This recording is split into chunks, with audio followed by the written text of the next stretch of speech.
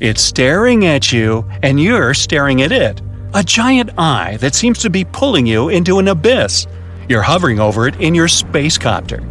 But however scared you might be, you still need to do your job. So you send your copter down to the surface of the red planet. Right, that's where you are, on Mars.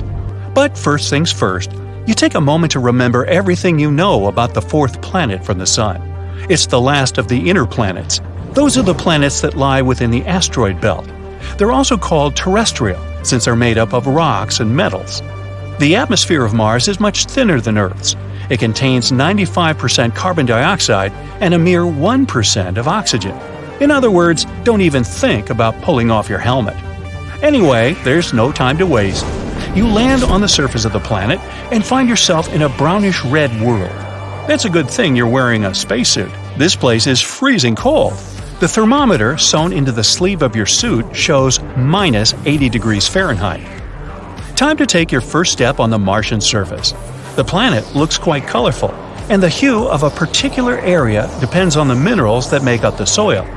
The ground under your feet is covered in fine dust. It looks like rust. The same orange dust is in the air.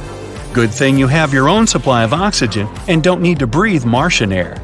The layer of this dust covering the surface of Mars can be from 6 to 40 feet thick. You hope you'll avoid getting swallowed by some Martian quicksand. You start walking, feeling very light. Mars is just 15% of our planet's volume and a mere 11% of Earth's mass. It means that gravity here is much weaker. Its pull is 38% as strong as the pull of gravity on the surface of Earth. You jump up and down and then try to run several hundred feet. You haven't even broken a sweat. What makes it harder for you to explore the place on foot is that the planet's surface is rocky, covered with craters and volcanoes, old dry lake beds, and canyons. You see something huge towering on the horizon, but you try to suppress your curiosity. You'll have enough time to figure out what it is later. Suddenly, a massive cloud appears in the distance. It looks as if a huge herd of horses is approaching you. In reality, you better get back into your copter and fly away as fast as you can. That's one of Mars's infamous dust storms. They mostly occur during the summer in the southern hemisphere of the red planet. They can sometimes cover the entire planet, and you see the largest ones from Earth. You hop into your copter and set a course for the eye that scared you so much. Winding channels that look like veins run through the eyeball. But the closer you get, the less it looks like an actual eye. Soon you realize it's a crater. It's giant, almost 19 miles across. Around the crater, which looks as if it has a pupil, there are other even bigger craters. They likely formed billions of years ago. That's when Mars had to withstand multiple attacks of space rocks. But why is the eye crater darker than the surrounding landscape? Scientists think that once there was Martian water in the enormous pit. Remember those channels? They were likely carrying that water. And since the crater was filled with water, it stopped some substances and minerals from eroding away. Now, remember that towering something on the horizon? It's time to go and explore it. When you come close, you realize it's the largest shield volcano in the entire solar system, Olympus Mons. It's more than 370 miles in diameter, which is almost the same size as the state of Arizona. You tilt your head. Wow! The mountain is 16 miles high. It's also rimmed by 4-mile-high cliffs. To picture the sheer size of the volcano, let's make some comparisons. The largest volcano on Earth is Mauna Loa, towering around 2.5 miles above sea level and stretching 75 miles across. Sounds impressive. But the volume of Olympus Mons is around 100 times larger than that of Mauna Loa. The Martian giant could swallow the whole chain of Hawaiian Islands from Kauai to Hawaii. But why is this volcano so large? It might be the result of lower surface gravity and higher eruption rates. Or the reason might be the red planet's crust, which is very different from Earth's. It's static. You see, on our planet, the crust is made of 15 to 20 moving tectonic plates. As plates move over hotspots producing lava, new volcanoes form, and the already existing ones become extinct. That's why lava can get to the surface through many vents. But on Mars, the crust isn't broken into the same tectonic plates as on Earth, and the lava has nothing to do but pile in one very, very large volcano. So, how about getting closer to the enormous mountain? But once you step out of your copter on Martian soil, the ground under your feet starts shaking. Well, that's a Marsquake. But how can it happen if Mars doesn't have any actively shifting tectonic plates? Specialists from NASA are sure Marsquakes occur when energy inside the planet gets suddenly released. It leads to rock fractures and cracks in the planet's crust. Another powerful jolt, and one of such cracks opens right next to you. You fall to the ground, afraid to move, but soon everything calms down. You wait for a couple of minutes, just to be sure, and get up. Oh look! Here's a perfect opportunity to explore the insides of the red planet. The crack is large enough to send a special research robot. The planet's crust is thin and consists of volcanic basalt rock. The mantle that surrounds the core of the planet is made up of thick silicates, oxygen, and some minerals. You can probably compare it with soft, rocky toothpaste. Mars's mantle is also much thinner than Earth's. It's just 800 to 1100 miles thick. As for the planet's core, it's made mostly of iron, nickel, and sulfur and is between 900 and 1200 miles wide. This core doesn't move. That's why Mars doesn't have a planet-wide magnetic field. Unfortunately, your drone is now lost in the depths of the red planet. You leave it there and continue your exploration. Your next destination is Valles Marineris. It sounds more like an Italian red sauce, but it's actually an enormous canyon, or rather a canyon system, that runs along Mars's equator. It's as awe-inspiring as Olympus Mons, more than 2,600 miles long and over 4 miles deep. The thing is so huge, it could span the entire continental United States from the Pacific to the Atlantic Ocean. Now let's make another comparison. One of the most famous canyons on Earth is the Grand Canyon in Arizona, but it's 10 times shorter and around 4 times less deep than this canyon on Mars. Some scientists think that Valles Marineris is the edge of an enormous tectonic plate. It moves so slowly that almost nothing has happened in that region over millions of years, and the movement of this plate probably began 3.5 billion years ago. Anyway, the only thing left on your today's to-do list is to visit Mars's moons. They're among the tiniest in the solar system. Phobos is the largest of the two.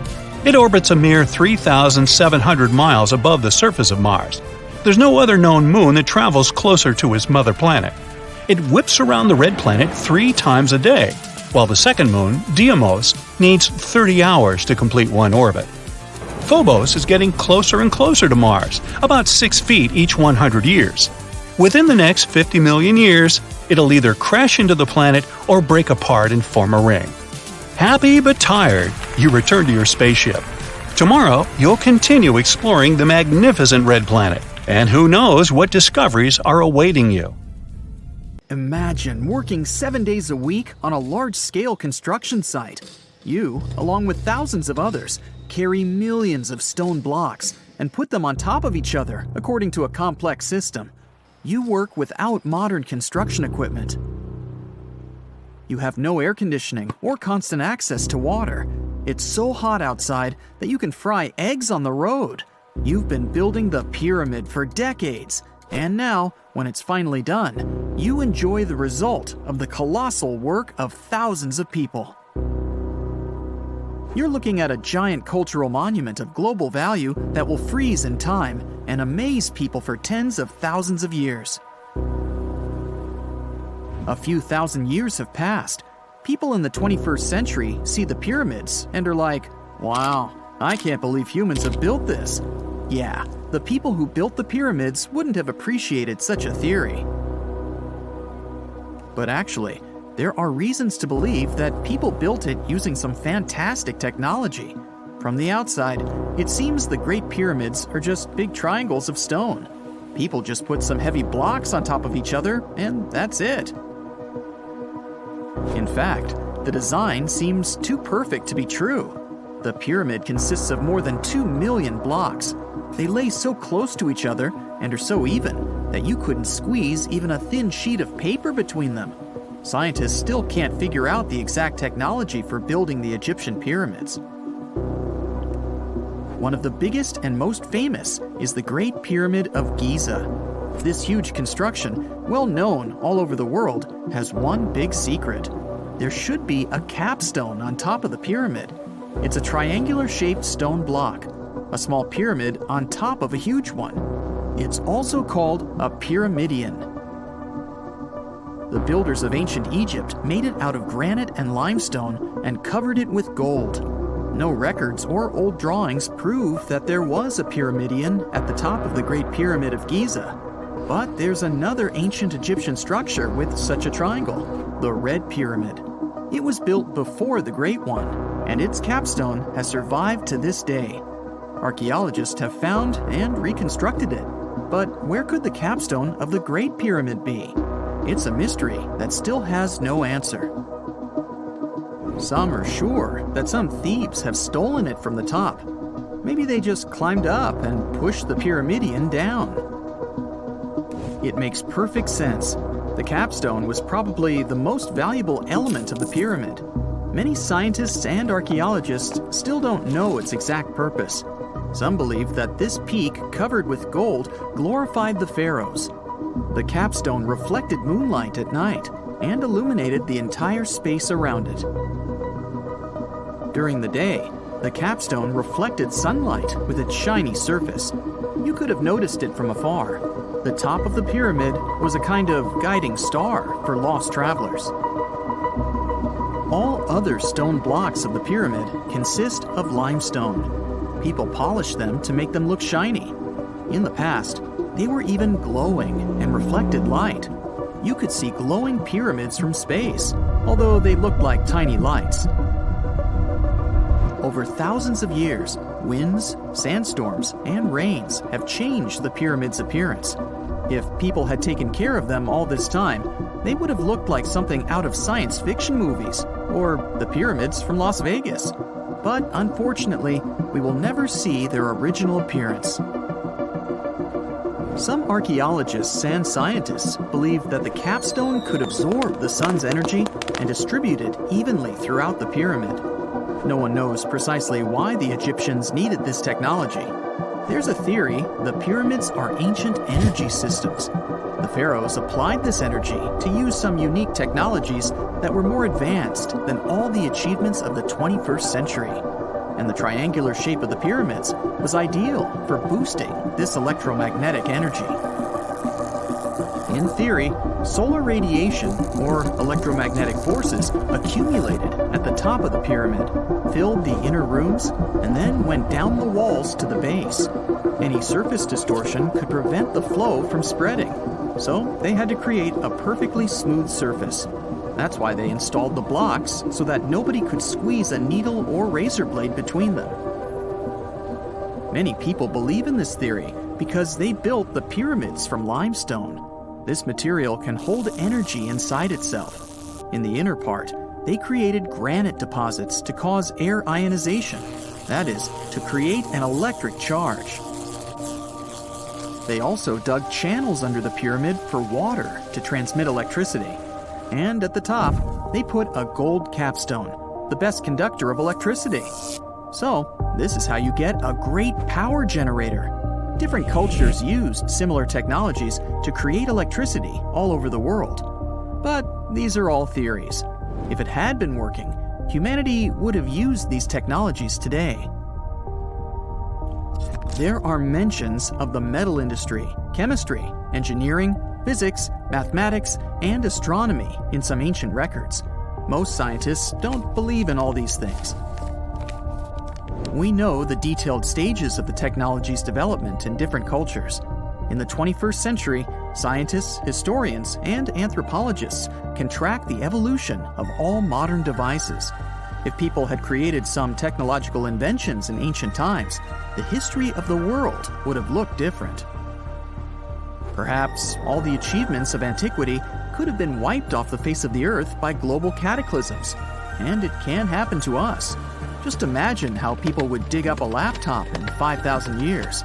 Perhaps they wouldn't understand what kind of device it is. Another Egyptian wonder surrounded by mystery is the statue of the Sphinx. The Egyptians carved it out of a single massive piece of limestone about 4.5 thousand years ago. But scientists still don't know the exact date of its construction or who built it. People painted the Sphinx in different colors, so it looked much brighter and more vivid in the distant past. It was shining just like the Great Pyramids. Anyway, time hasn't only changed its appearance, but its name too. Initially, the Egyptians called it Horemheb. The Greeks renamed it the Sphinx about a few hundred years after it had been built. The Sphinx emphasized the greatness of the rulers of Egypt. It also performed a symbolic function of a watchdog guarding the tomb of the pharaoh and the paths leading to it. This version sounds realistic, since archaeologists have discovered many secret entrances at the foot of the Sphinx. Perhaps these rooms and intricate tunnels lead to underground halls with treasures. And treasures don't always mean gold and jewelry. According to legends and theories, the Sphinx guards the Hall of Records, the storage of all humankind's knowledge. The information about the ancient mythical state of Atlantis could be there. You can find many detailed maps of the internal dungeons of the Sphinx on the internet. They show structures 12 stories deep under the statue. It looks like a small city filled with gold, scrolls of knowledge, and various ancient artifacts. But don't believe all these maps. These are just theories. Several thousand years have passed, but people have very little information about it. Archaeologists know that there are still many strange and exciting things about the Sphinx that are still undiscovered. Some locals are afraid to research because they believe they can awaken something terrible from the underground depths. Therefore, it's mostly scientists from other countries who conduct the excavations. In 1998, scientists discovered strange tunnels leading to empty rooms under the Sphinx. They realized that some people tried to get there through tunnels in the past, and maybe those people took all the treasures that were there. One of the legends says that some powerful artifact lays beneath the Sphinx. Its technology can change the whole world, but the locals are hiding it because it can damage the planet. Some believe that you can find evidence of unknown technologies painted on the granite walls in the pharaoh's tombs. But most likely, these paintings and signs tell us the myths and legends of ancient Egypt. But what if Egyptian symbols and drawings are detailed instructions for using ancient technologies? What if the locals that lived at that time thought, people in the future won't be able to get energy themselves. Let's leave some detailed instructions for them. Anyway, there are many riddles and theories. In reality, the search for answers is a dangerous undertaking, since it's not easy to get into the underground halls. Excavations can ruin the structure of the entire Sphinx. Any person inside the tunnels may get lost and never be able to find their way back. Besides, it costs a lot of money. Now, what would be awesome is if people could invent some device that could scan underground areas and show their detailed models. A lot of weird incidents have happened in the mysterious valley of Hazu ever since the 1950s. People even started comparing it to the infamous Bermuda Triangle. But are they really that similar? It all started when an airplane went missing here under circumstances no one can explain yet. They searched the location back and forth, but nothing appeared to have remained of the aircraft. And guess what? No one received any SOS messages from the team on board. And to top it off, the same year, a considerable number of tourists and local residents were lost here in the valley, never to be seen again. Speaking of the Bermuda Triangle, one can link its origin story to a series of mysterious disappearances of ships and aircraft, like the one that happened in 1945, when 5 planes and 14 people on board went missing in this location while doing routine training exercises. Even a thorough investigation didn't help to establish the cause of the incident. But that wasn't the end. Between 1945 and the mid-1980s, another 25 small planes went missing while going through the Bermuda Triangle, never to be seen again. And the search parties haven't recovered a single piece of these aircraft. The Bermuda Triangle isn't the only stretch of water that has claimed ships for good. In the Pacific Ocean, near Japan, there's a tricky portion of water that has earned the nickname the Devil's Sea. The best known out of all of these disappearances is that of a fishery patrol vessel that went missing in 1953. On board were 31 crew members and scientists who were looking to investigate a recently formed volcanic island. What happened to the ship and all the people on board? We'll never know, I guess, since they never found the ship or the crew members, and there was literally no trace of them left behind. Back in 1911, a standard train was scheduled to depart from a railway station in Rome, hoping to reach the city of Milan. Needless to say, none of the 106 passengers ever made it to the destination, and no one has ever seen them again. What happened to these people and to their train? Were they really lost forever? Some people seem to believe this isn't the case. As it was completing its journey, the train was supposed to pass through a long tunnel. It did enter it, but never came out the other end of the tunnel.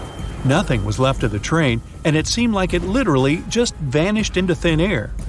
Only 2 of the passengers were found, but they were quite unwell at the time, and their stories did not seem to make much sense. They spoke of a dense fog that they simply jumped out of because they got so scared. 15 years later, a story spread about a group of 104 Italian people that popped up in Mexico City, claiming they had arrived by train from Rome. If that's not weird enough, the story appears to have been reported back in 1845, 66 years before the train even departed in the first place.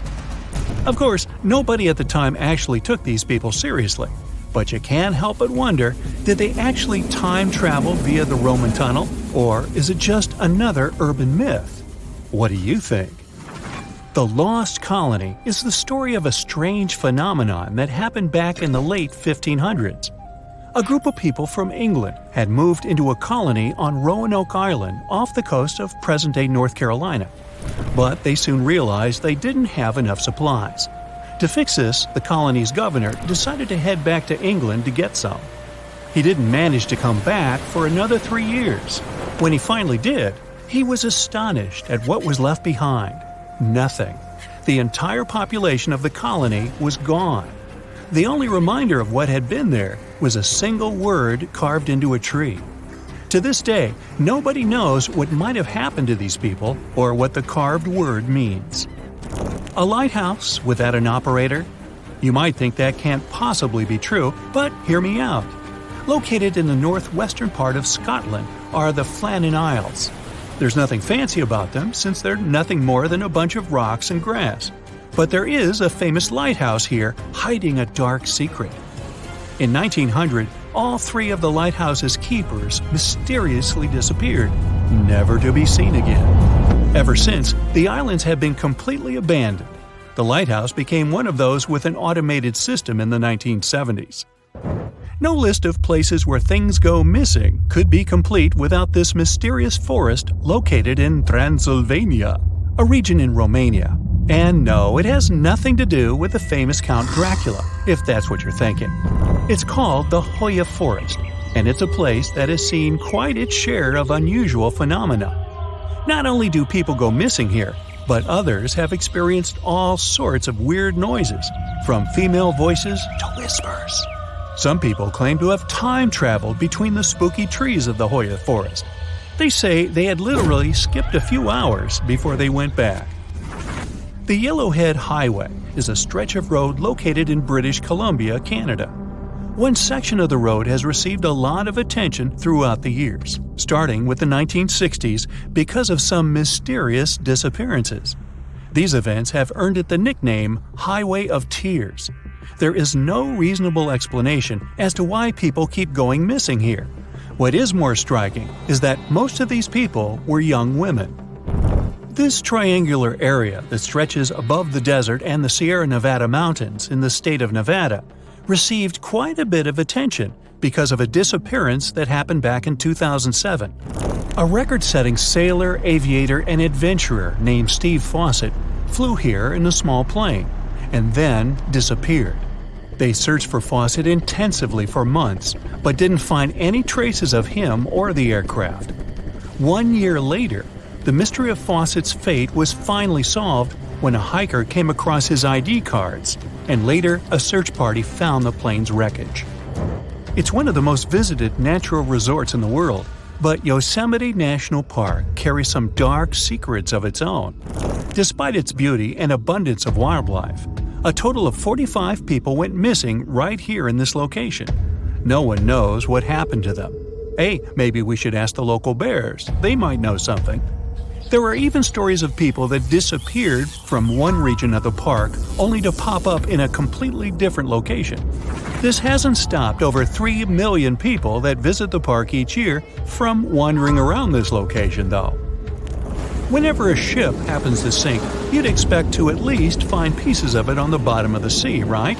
Well, not if you're traveling through Lake Superior. It's located along the border of the United States and Canada, and became famous because of the great number of ships that went missing here. It may have something to do with the stormy winds, of course, but that doesn't explain why some ships simply vanish altogether, without a single piece of them ever to be found, not even at the bottom of the lake. It does gather a lot of tourists each year, though. They come here to scuba dive and see the remains of some of the ships that still lie here. The bottom of this lake even contains what's left of the notorious SS Edmund Fitzgerald. Back when it departed on June 7, 1958, it was the largest ship on North America's Great Lakes and, to this day, remains the largest ship ever to have sunk in the area. Similar to other events, the exact cause of the shipwreck remains a mystery.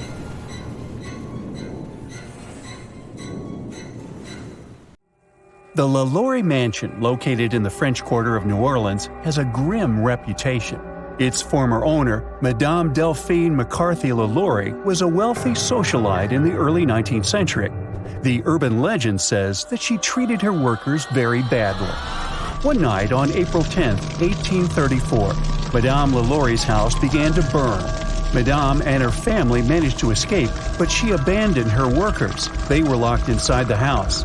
The locals, outraged by her negligence, gathered around the house, broke some of its walls, and eventually stole the remaining possessions. After the fire, the LaLaurie family escaped to Paris. Another private mansion was built on this Louisiana land. But it's said that the ghosts of those workers are still trapped inside the property. They tend to bother living people demanding justice. Today, the house is private, but you can book a tour and hear this story in detail. By the way, the mansion and its notorious owner played a big part in the American Horror Story franchise, although they didn't actually film the series in that particular house. American actress and director Kathy Bates played Madame LaLaurie and showcased the quirky character of this famous woman. So you can check it out if you're not afraid. Our next creepy destination was also shown in a movie franchise, the Amityville Horror. The media says this Dutch colonial-style home is located in the village of Amityville in New York.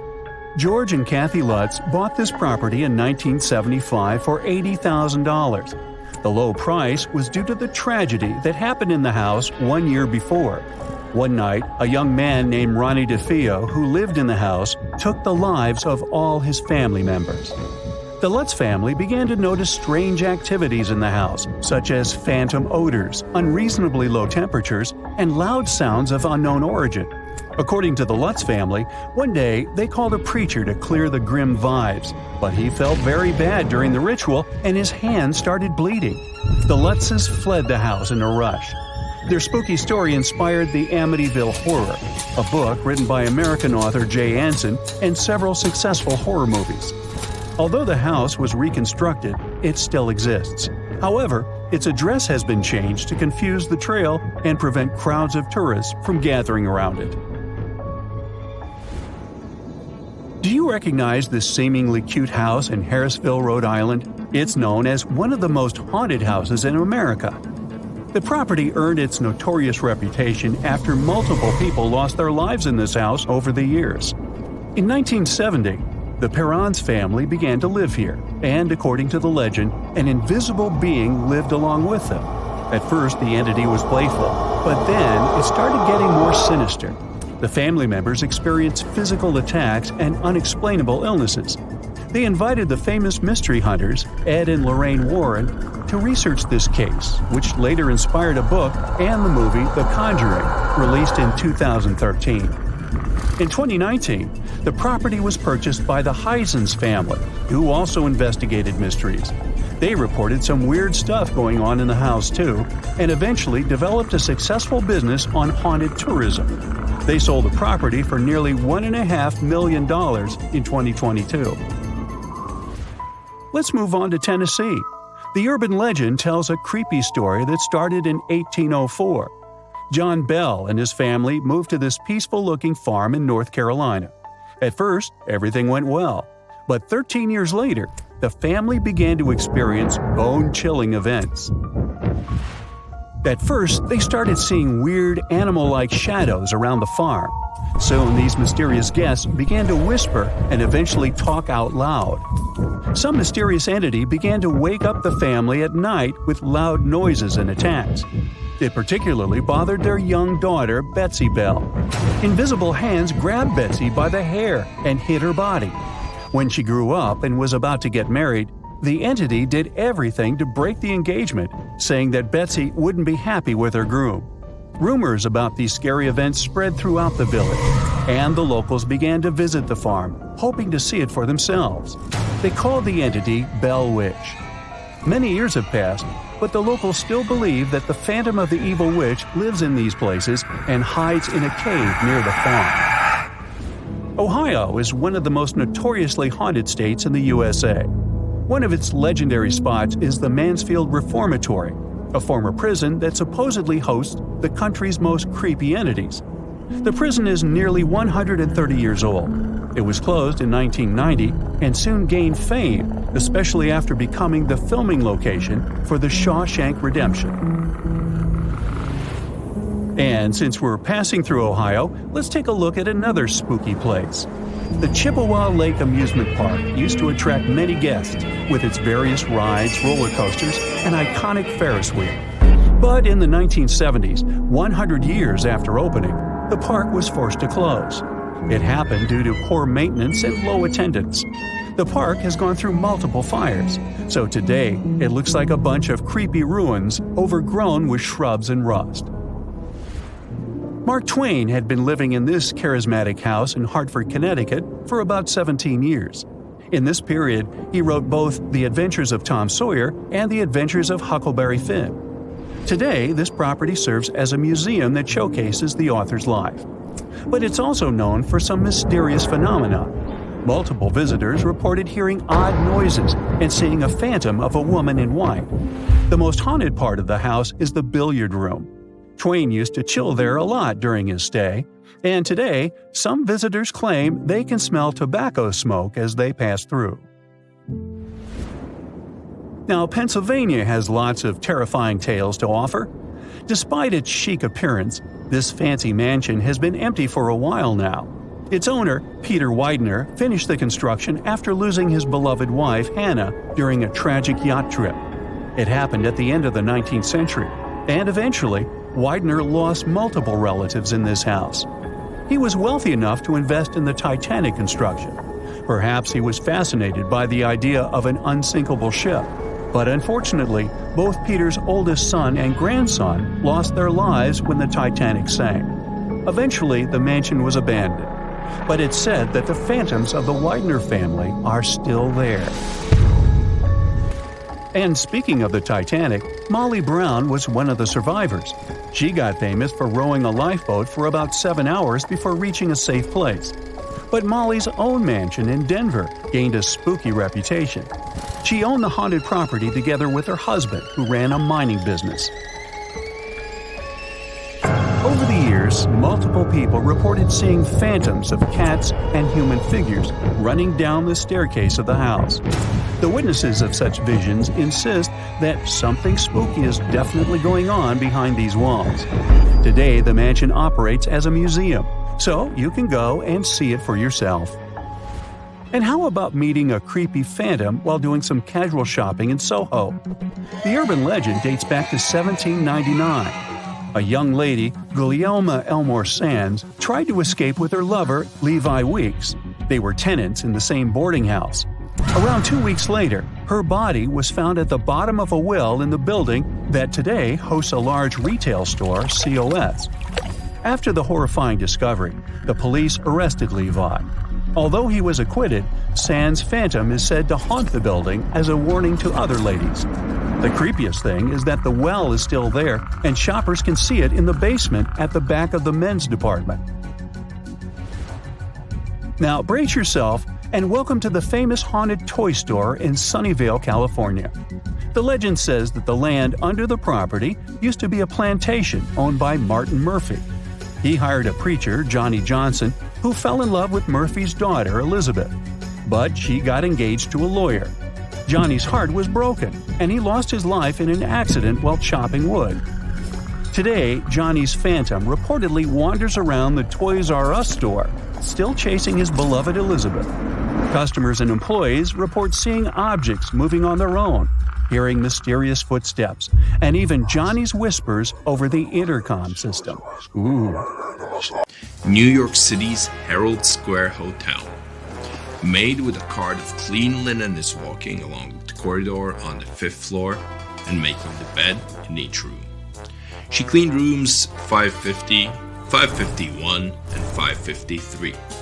She skipped the room 552 because she knew that the tenants wouldn't open the door.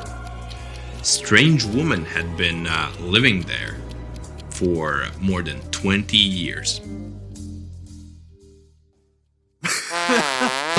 Hotel records said 3 women had checked into 552. Ida Wood with her sister and her daughter. No one had ever seen them, but they always paid their bills on time. They ordered milk, coffee, bacon, eggs, and other food almost every day. The messenger brought it up to them and received a dime as a tip every time. The residents of room 552 did not allow anyone to clean it. Jesus. Only twice in all her time working here, the maid managed to persuade Ida to replace dirty sheets with clean ones. Even then, the mysterious woman passed the laundry through a slightly open door and didn't show her face.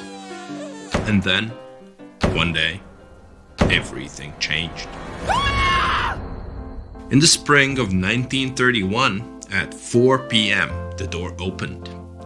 93-year-old Ida Wood looked out of the room and asked the maid to call the doctor. Ida's sister, unfortunately, had fallen very ill. People quickly gathered around room 552. Doctors, hotel managers, lawyers, and cleaners. The image, what they saw inside, stuck in the heads of many New Yorkers for a very long time. News about Ida Wood spread almost all over the US. Months and even years later, people were still discussing this mysterious woman. But to understand what happened here, let's find out who Ida Woods was. Ida came to New York in 1857 at the age of 19, and her last name was Mayfield. Her father was some rich sugar plantation owner in the South. At some point, she decided to change her life and move north. Here in New York, she quickly became a popular girl. Beautiful, young, and very smart, Ida easily figured out who to be friends with and who to avoid. She knew all the gossip and social life news of New York. She was always a welcome guest at any party. Many men were delighted with her beauty and intelligence, but no one could get into a relationship with her, since no one met her requirements. Once, Ida even wrote a letter to one of the most influential men in the city, Benjamin Wood. He was a well-known entrepreneur, owned a shipping company and a popular newspaper. Benjamin's brother was the ex-mayor of New York. Ida's letter was romantic and quite witty. Ida asked Ben for a meeting, and he agreed. When he saw her in real life for the first time, he immediately fell in love with her. From that moment, Ida's life changed completely. She now lived in luxury and any door was open to her. Thanks to her position, she even danced with the Prince of Wales and managed to meet Abraham Lincoln and many other celebrities. So in 1867, she became Ben's wife. Ida didn't behave like a fortune hunter. She was a good wife and loved her husband. They had a daughter called Emma and life was perfect, except for one thing. Ben was very fond of gambling. On some days, he managed to win a huge prize and others he lost a lot of money. Unlike him, Ida could save money and knew its value as she was afraid of losing it. So she made a deal with her husband. When he lost, he'd give Ida an amount equal to the loss. When he won, he'd give his wife half of the winnings. Benjamin agreed to the terms. Ida hoped she would help her husband forget gambling, but he went on with it. On one hand, Ida was worried about this, but on the other hand, her wealth was growing rapidly. In 1900, Ben passed away. Journalists found out that Mr. Wood didn't own any real estate and had no valuable property. There wasn't much money left in his account, and everyone understood that his huge fortune was in his wife's hands now. Ida Wood became one of the wealthiest women in New York. She owned not only property and money, but also the newspaper. For the next few months, she was running this business, attending many social events, traveling a lot, and even donating a lot of money to charity. But then, in 1901, something happened. It seemed like money was starting to drive her mad. She felt she was spending too much and could run out of money, or someone could take it away from her. She sold the newspaper for more than $250,000, along with the expensive possessions she acquired over the years. Outfits, paintings, sculptures, furniture, and houses. She put all the money in her bank account. Meanwhile, the financial situation was starting to heat up. People were nervous about the coming crisis. Ida felt it as well, and this made her emotional state even worse. In 1907, Ida came back to the bank and withdrew about $1 million from her accounts. She didn't trust banks and decided to keep that money to herself. After that, she, along with her daughter Emma and her sister, Miss Mary Mayfield, rented a room at the Herald Square Hotel. They brought all their personal belongings there, as well as suitcases filled with money. She didn't allow any contact with the outside world, forbade the maids to enter her room, and asked to leave food next to the door. This is how she lived for the next few decades. Then, at the age of over 70, Ida's daughter became very ill. She was taken to a hospital where she unfortunately passed away. Ida stayed to live with her sister, and in spring of 1931, Miss Mary Mayfield became ill too. Ida decided to leave the hotel and finally end her seclusion. Her room was super dirty and messy. There were pieces of food and garbage on the floor. The two old residents looked mentally unstable. They were super thin and wearing dirty old clothes. There were stacks of yellowed newspapers, boxes of half-eaten crackers, balls of thread and rope, sheets of old wrapping paper, and several large suitcases with millions of dollars inside. Among the many things they found there were securities with valuable shares that hadn't been cashed out for decades. And by that moment, their total value had grown to $175,000. The sister passed away and the doctors took her out of the room. Ida helped them, but she was afraid to leave the door open, and she had her reasons. Ida had 54 suitcases full of money. Some of them were stored in a warehouse in the suburbs. They were filled with fabrics and dresses from Europe, expensive necklaces, bracelets, watches, and cut gems. They found a $40,000 necklace in an old cracker box, they found another $250,000 in a shoebox. One of the nurses caring for Ida discovered $500,000 in cash in her dress in a hidden pocket. Everyone understood that Ida couldn't live on her own. She was sick and weak, so they moved her to another room on another floor. Lawyers and next of kin recognized Ida as incapacitated and began to count her fortune. During the investigation, the news about the wealthy old lady spread all over New York. There were people who called themselves relatives of Ida, and each of them claimed a rich inheritance. Ida's health was getting worse. When they brought her water and food, she asked how much it costs. If something was more expensive than a single dollar, Ida refused to accept it. She believed that they kept her captive, so she often looked out of the window and screamed for help. She considered almost everyone around her enemies, except for the nurses, whom she believed to be her confidants. She told them episodes from her life and shared her secrets. On March 12, 1932, Ida finally passed away. Soon, a large-scale court case began to split her property and money. More than 1,000 applicants came to the meeting. Many of them were from Louisiana. They said they were Ida's relatives from her father's side. Meanwhile, an investigation about Ida's identity continued. They found out Ida never even lived in the South. Her father was not a sugar plantation owner, and her real name was Ellen Walsh. She was born and raised in the rough neighborhoods of Dublin. But the most interesting thing was that her daughter Emma wasn't her child. She was her sister. No one knew why they pretended it was otherwise. It's possible that Ida's husband knew this, but he never revealed his wife's secrets. Ida's big secret got out, but some questions about her remain. How did a poor girl from Dublin manage to get into the circle of wealthy bohemians of New York so easily and quickly? Why did her sister pretend to be her daughter, and what exactly caused her insanity? We're still discussing this mystery.